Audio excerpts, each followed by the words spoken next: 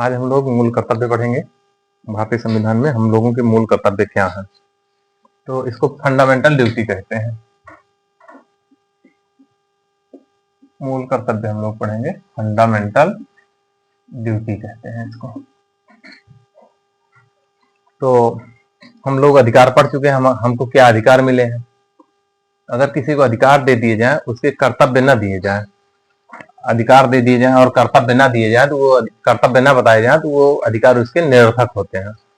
और अगर कर्तव्य बता दिए जाए, कर्तव्य के बिना उसको अधिकार दे दिया जाए, तो वो निरंकुश हो जाता है व्यक्ति। ठीक, ये दो खासियतें इसकी होती है।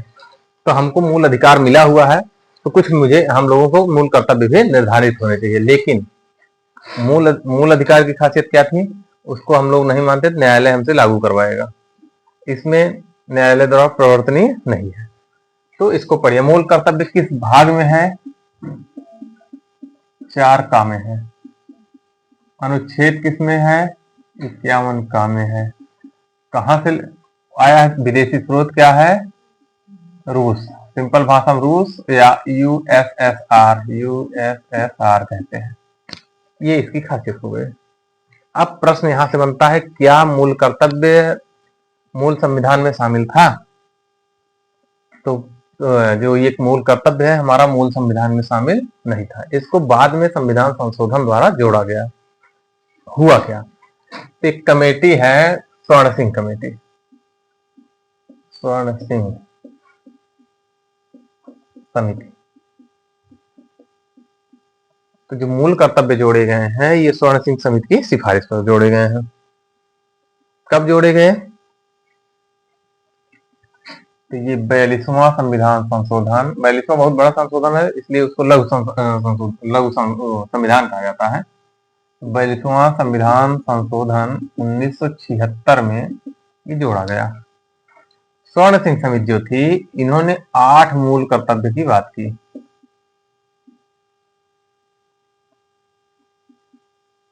ठीक, 8 मूल कर्तव्य। लेकिन 42वें संविधान संशोधन द्वारा 10 मूल कर्तव्य जोड़े गए।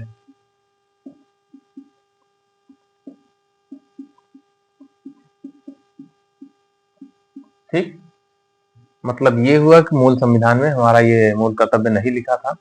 एक कमेटी गठित की गई जिसका नाम स्वर्ण सिंह कमेटी था। उन्होंने 8 मूल कर्तव्यों की सिफारिश की, और जो सिफारिश की है उसमें 2 मूल कर्तव्य और बढ़ा के 42वें संविधान संशोधन द्वारा 1976 के द्वारा अनुच्छेद 51 का भाग नंबर 4 का में इसको जोड़ दिया गया। जो 11वां है। अब वर्तमान में हमारे मूल कर्तव्य हैं कितने? तो कुल मूल कर्तव्य कितने हैं? कुल मूल कर्तव्य आज की डेट में कितने हैं? तो ये है 11 भैया, 11। तो 10 तो 42 में जोड़े गए, एक बाद में जोड़ा गया। जो बाद में जोड़ा गया वो 86वां संविधान संशोधन 2002 के द्वारा जोड़ा गया। उसमें ये बताया गया है कि माता पिता का कर्तव्य है कि 6 से 14 वर्ष के बच्चों को स्कूल भेजे, ये कर्तव्य है। तो हम 11 जो ये मूल कर्तव्य है, इनको क्रमबद्ध रूप से एक एक देखते चलते हैं। आप लोग इसको नोट करते चलिएगा। इसकी खासियत इतनी समझ में आई, जो मूल कर्तव्य है ये अपरिवर्तनीय है, मतलब न्यायालय योग्य नहीं है। न्यायालय योग्य नहीं या अप्रवर्तनीय है। इसका मतलब ये है कि अगर हम अपने मूल कर्तव्यों को नहीं मानते तो न्यायालय हमको दंडित नहीं करेगा। जबकि मूल अधिकार में हमारे अधिकार नहीं प्राप्त, जो हमारे अधिकारों का हनन हो रहा है, न्यायालय दंडित करता है। हो गया। अब पहला देखते हैं। 11 देखना हम लोगों को। पहला है संविधान का पालन करें। क्या है? संविधान का पालन करें, उसके आदर्शों को, जो उसके आदर्श हैं, संस्थाओं, राष्ट्रध्वज और राष्ट्रगान का आदर करें।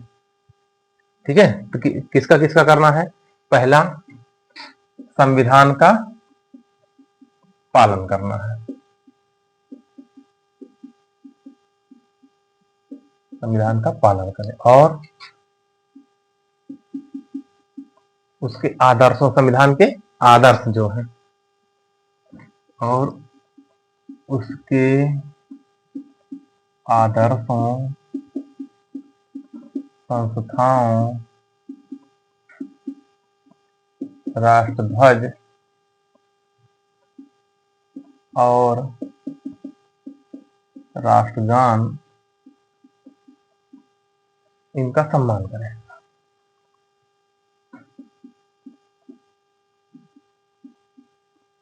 इसी क्रम में है, कभी कभी जो ग्रेजुएट लेवल भर्तियां होती हैं उसमें इसी से क्रम पूछ लेता है, एक का एक खा ऐसे करके, क ख ग, या 1 2 3 4 5 ऐसे, तो जिस नंबर में है ये क्रमबद्ध रूप से है, इनको देखिएगा। दूसरा मूल कर्तव्य है कि स्वतंत्रता के लिए हमारे राष्ट्रीय आंदोलन को प्रेरित करने वाले जो आदर्श हैं उनका हम सहृदय में संजो कर रखें। मतलब समझ में आ रहा है? जब हमारा आंदोलन चल रहा था तो उसमें कुछ विशिष्ट बातें हो रही थी, कुछ नारे आ रहे थे, उनको हम अपने हृदय में संजो कर रखें, उनको भूले ना, ये मतलब हुआ दूसरे का। तो दूसरा है एबीसीडी, भी इसको लिख लीजिएगा। एबीसीडी 1 2 3 किसी भी रूप में वो पूछ सकता है। तो दूसरा, स्वतंत्रता के लिए हमारे राष्ट्रीय आंदोलन को प्रेरित करने वाले राष्ट्रीय आंदोलन को प्रेरित करने वाले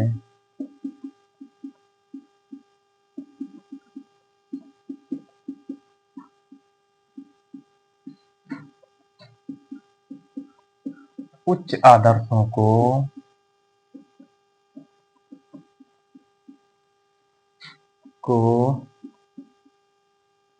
हृदय में संजोए रखें। ठीक है, जो उच्च आदर्श है, त्याग, बलिदान, ये सारी चीजें थी, इसको हम अपने हृदय में संजो कर रखें और इनका पालन भी करें। ये दूसरा है। और इनका पालन करें, ये अनुच्छेद 2, मूल कर्तव्य 2 था। मूल कर्तव्य 3 कहता है भारत की संप्रभुता, एकता और अखंडता सुनिश्चित करें। भारत की एकता, अखंडता और संप्रभुता सुनिश्चित करें या बनाए रखें। तो तीसरा कहता है भारत की संप्रभुता, एकता और अखंडता बनाए रखें।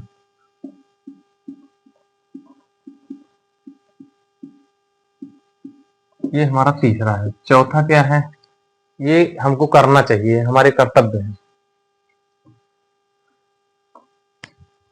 चौथा कहता है कि देश की अपनी रक्षा करें और आह्वान किए जाने पर राष्ट्र सेवा के लिए तत्पर रहें। ठीक, तो चौथा कहता है देश की सेवा करें और आह्वान किए जाने पर राष्ट्र की सेवा करें।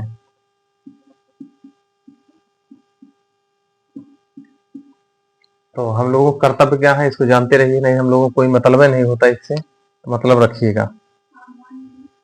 आह्वान मतलब जब बुलाया जाए हम लोगों को देश सेवा के लिए, तो हम लोग तत्पर होकर, एक्टिव होकर वहां शामिल हो जाए। जैसे स्वच्छ भारत अभियान हुआ, तो राष्ट्र के लिए हम लोग देश को स्वच्छ बनाने के लिए उसमें सहयोग करें, या पौधरोपण हुआ तो एक पेड़ माँ के नाम, या ऐसे कुछ करके जो देश के विकास के लिए बेहतर हो, उसमें हम लोग सक्रिय रूप से साझेदारी करें, वही है आह्वान, मतलब बुलाया जाए। पचवां कहता है भारत के लोगों में समरसता तथा भ्रातृत्व की भावना का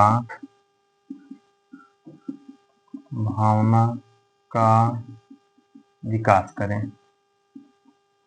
मतलब भाईचारे के साथ हम लोग रहें, ये हमारा कर्तव्य है। लड़ाई झगड़ा ना करें, एक दूसरे से मिलजुल कर वह सामाजिक समरसता बना के रखें। ये पांचवा है। छठा कहता है हमारी सामाजिक संस्कृति की गौरवशाली परंपरा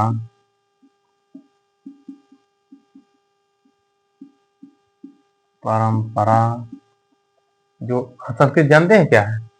जो हमारे त्योहार हैं, वेशभूषा है, खान पान है, ये संस्कृत कहलाती है। ठीक है, तो जो पुरानी संस्कृत है हम लोग छोड़ते जा रहे हैं, पश्चिमी सभ्यता की ओर जा रहे हैं। हमारा कर्तव्य है कि हम अपनी पुरानी संस्कृत को, गौरवशाली जो परंपरा है, इसको संजोए रखें। संजोए मतलब इकट्ठा करके रखें, संभाल के रखें। तो गौरवशाली परंपरा का महत्व समझें तथा इसे संजोए रखें। ये हमारा छठा कहता है कि जो हमारे पुरानी परंपराएं हैं वो बहुत अच्छी हैं। देखिएगा कैसे, तो घर के सामने एक नीम का पेड़ होना चाहिए। तो नीम बहुत बड़ा बढ़िया एंटीबायोटिक होता है। तो छोटे छोटे जीव नहीं उत्पन्न होंगे, मच्छर उच्छर नहीं लगेंगे। गेंदे का फूल मच्छर विकर्षी होता है। हमारा भोजन प्रकृति से जुड़ा होना चाहिए। पहनावा हमारा और त्योहार कैसे थे, ये इन सबको हम गौरवशाली परंपरा है, इनको हम संजो कर रखें। संजोए रखें मतलब एक बचा के रखें या परिरक्षण करें, संरक्षित करें, जो भी हो एक ही बात हो रही है। 6 हो गया। 7 में क्या कहता है? जो प्राकृतिक चीजें हैं, प्राकृतिक मतलब झील है, वन है, तालाब है, वन्य जीव है, नदी है, इनको संजो कर रखें और प्राणी मात्र के लिए इनके प्रति दया दिखाएं। हम लोग क्या करते हैं कि सांपों को देखते हैं मार देते हैं, लेकिन वो वास्तविक रूप से किसानों के मित्र होते हैं। कैसे होते हैं? तो खेतों में चूहों को खा खा के वो फसल को हमारे बचाते हैं, लेकिन हम लोग पता नहीं क्यों दुश्मन मानते हैं। सामान्य परिस्थितियों में सांप किसी को काटते नहीं, बहुत विषम परिस्थितियों में पड़ते हैं तभी काटते हैं। तो इन सबको, वन्य जीवों को जो है, इनको हम दुश्मन ना समझ के इनको संजोए रखें और इनके प्रति दया का भाव रखें। ठीक, ये हमारा 7वां कहता है। तो प्राकृतिक पर्यावरण,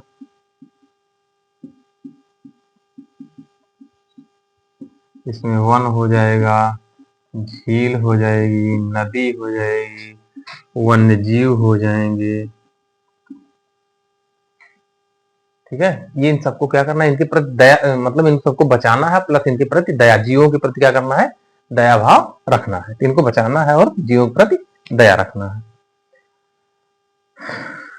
प्राकृतिक पर्यावरण की रक्षा करें, रक्षा करें मतलब बचाएं, तथा संवर्धन करें। संवर्धन मतलब बढ़ाएं, इनको वर्धन करें और उनके प्रति दया भाव रखें। ये हुआ हमारा 7वां। 8वें पे आते हैं। 8वां कहता है कि जो हमारा दृष्टिकोण होना चाहिए, वैज्ञानिक होनी चाहिए। ठीक है, हम लोग नए नई चीजें सोचें, नए नए ज्ञान अर्जित करें, वैज्ञानिक सोच होनी चाहिए। इस तरीके से सोच रखते हुए हम देश को आगे बढ़ाने में सहयोग करें, वही है। तो वैज्ञानिक दृष्टिकोण, वैज्ञानिक दृष्टिकोण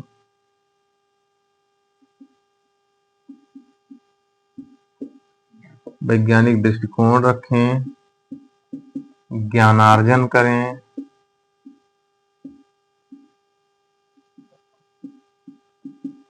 और क्या करना है? मानवतावाद का विकास करें। एक शब्द और है, सुधार करें, मानवतावाद का विकास करें। मानवतावाद का विकास करें। ये कौन सा हो गया? 8। 3 और बचे। 9वां कहता है कि जो सार्वजनिक संपत्ति है, जैसे रेलवे स्टेशन है, ट्रेन है, बस है, तो हम लोग देखिए, कुछ लोग बैठे रहते हैं, सीट फाड़ देते हैं, लकड़ी चेयर तोड़ देंगे, कुछ नुकसान कर देंगे, ऊट पटांग लिख देंगे। तो 9वां कहता है कि सार्वजनिक संपत्ति को हम सुरक्षित रखें, उनको नुकसान न पहुंचाएं, क्योंकि वे हमारी संपत्तियां हैं, हम ही को उनमें यात्रा करना है या वहीं आना जाना है, वो सबके लिए है। तो सार्वजनिक संपत्तियों को अपनी संपत्ति समझें और उनका सुरक्षित रखने का प्रयास करें, 9वां कहता है। तो सार्वजनिक संपत्ति को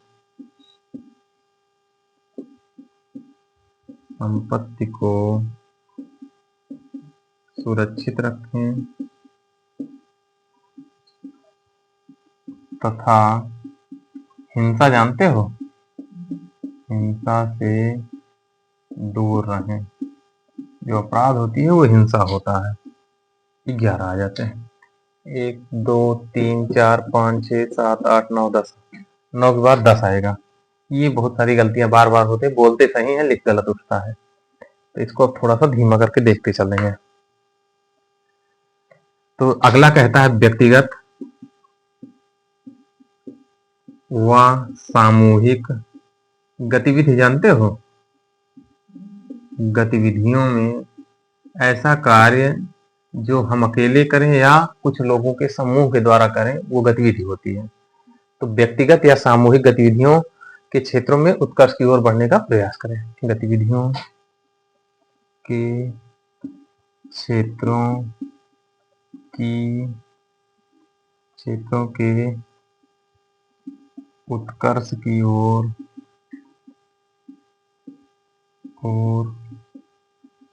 बढ़ने का प्रयास करें।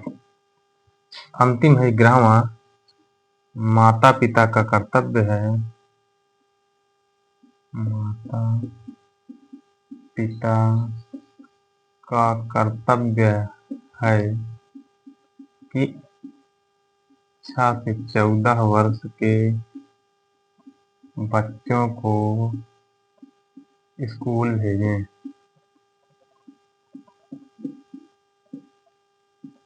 ये कब आया है? 86वां संविधान संशोधन 2002 में आया है। ये हमारे 11 मूल कर्तव्य होते हैं। अब कुछ चीजें और इसमें पूछी जा सकती हैं, तो उनको देख लीजिएगा। न्यायालय द्वारा प्रवर्तनीय नहीं है। एक कमेटी गठित हुई थी 1999 में, उसको भी कभी कभी पूछते हैं, तो वर्मा समिति का संबंध मूल कर्तव्य से है। कब गठित हुई थी? 1999 में गठित हुई थी। एक ये है। एक और मुकदमा हुआ था, वो पूछता है राम शरण विवाद किससे संबंधित है?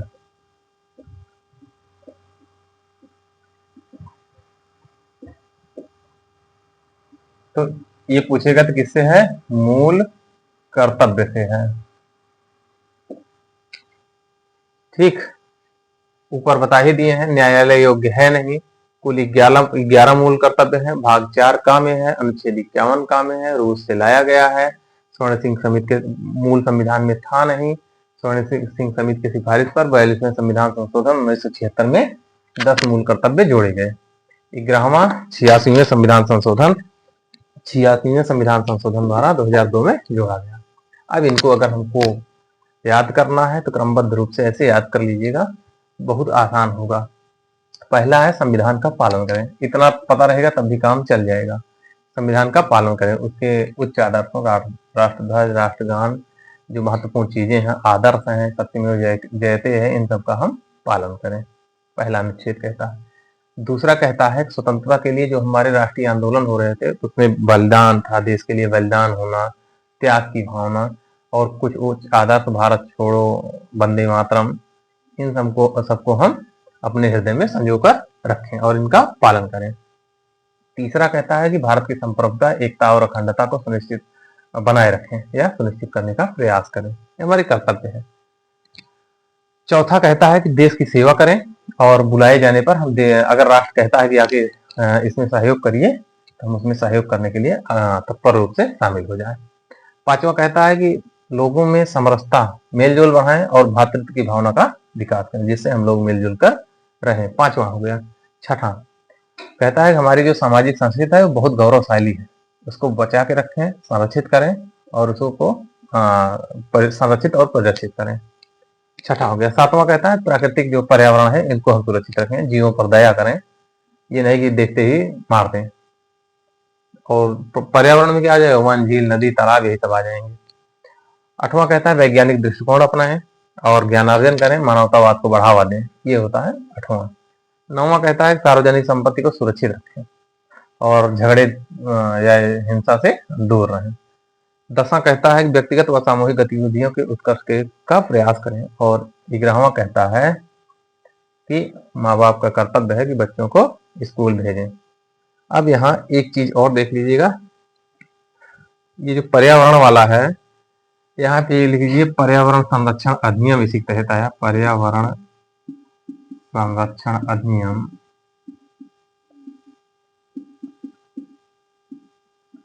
1986 में आया है, तो इसको जानते रहिएगा। पर्यावरण संरक्षण अधिनियम 1986 में आया, ठीक है।